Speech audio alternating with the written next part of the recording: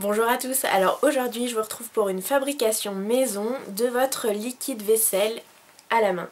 Voilà, donc ça c'est un emballage que j'ai pris moi-même, mais sinon ce qui est à l'intérieur je l'ai fait moi-même. C'est une première expérience, donc je trouve qu'il est un peu liquide. Peut-être qu'il faudra rajouter donc du savon, mais ça ce sera à vous de voir et moi aussi au fur et à mesure. Mais voilà, donc l'idée m'est venue puisque ma tante m'a envoyé un message en me demandant si j'avais une recette de liquide vaisselle donc maison, écologique et pratique et économique surtout. Donc voilà, donc je me suis exécutée, je me suis dit que ça serait une bonne idée puisque ça faisait longtemps que je vous avais pas fait de petites recettes maison comme ça et je pense que je devrais en faire plus souvent, ça me plaît vraiment et il faudrait que je trouve vraiment plus d'idées et que je m'y investisse un peu plus. Donc n'hésitez pas à me dire si ça vous plaît ce genre de vidéo, j'essaierai d'en faire plus souvent. Maintenant je vais vous laisser avec la recette de tout ce qu'il vous faut, c'est très simple.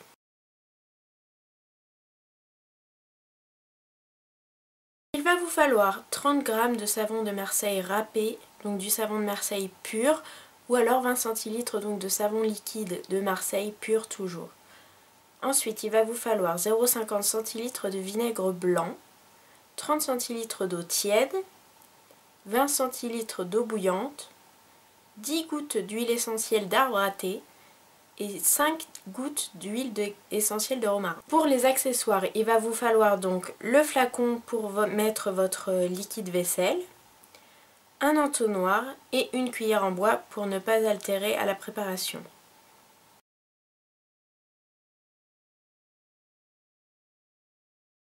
Donc voici mon savon de Marseille râpé, moi j'utilise celui-ci puisque c'est ce que j'avais, j'allais pas racheter du savon liquide exprès, donc j'ai préféré utiliser 30 g de savon râpé de Marseille. Donc j'ai utilisé 30 g, c'est la première fois que je le fais, donc peut-être qu'il en faudra plus ou moins, je sais pas exactement ce que ça donnera à la fin.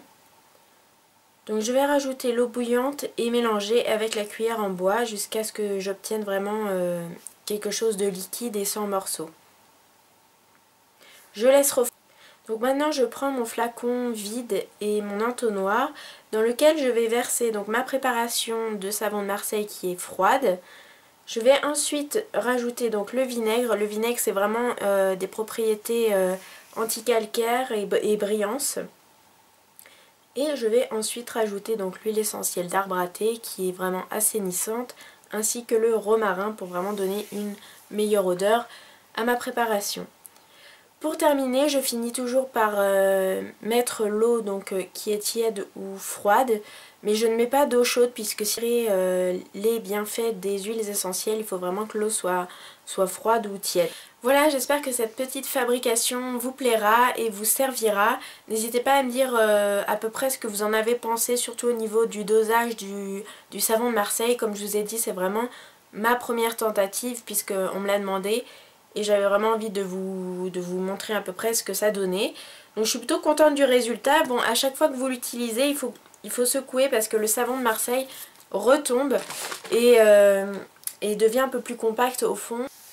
Voilà, j'espère que vraiment cette vidéo vous aura plu et vous aura aidé. N'hésitez pas à me dire si vous avez envie d'autres recettes maison comme ça. Ça me fait vraiment plaisir de les faire. Et voilà, j'espère que ça vous aura plu et je vous dis à bientôt. Salut! Alors enfants, voudrez-vous